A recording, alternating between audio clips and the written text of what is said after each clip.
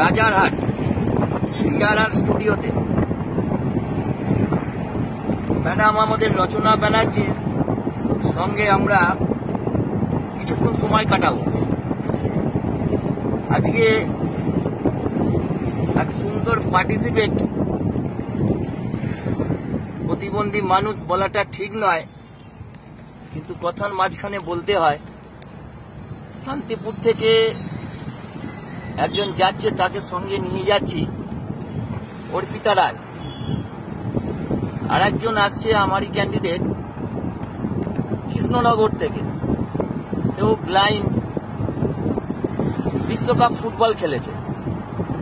আজকে চারজনা পার্টিসিপেট, তারা দিদি নাম্বার 1-এ রচনা ব্যানার্জির সঙ্গে বেশ কিছুক্ষণ সময় কাটাবে।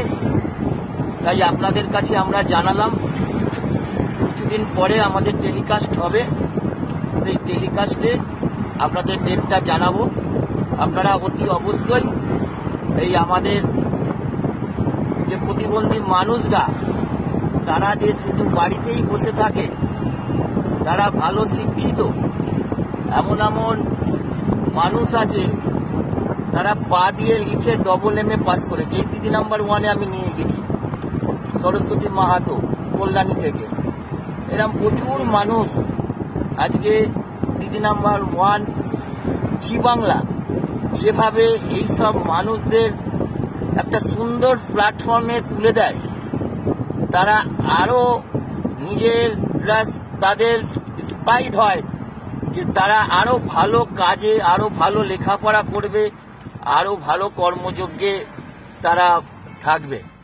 তা আমাদের সঙ্গে অর্পিতাকে একটু দেখানো হচ্ছে।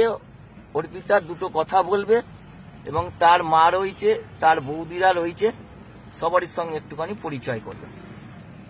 অর্পিতা, নমস্কার, আমি অর্পিতা রায়।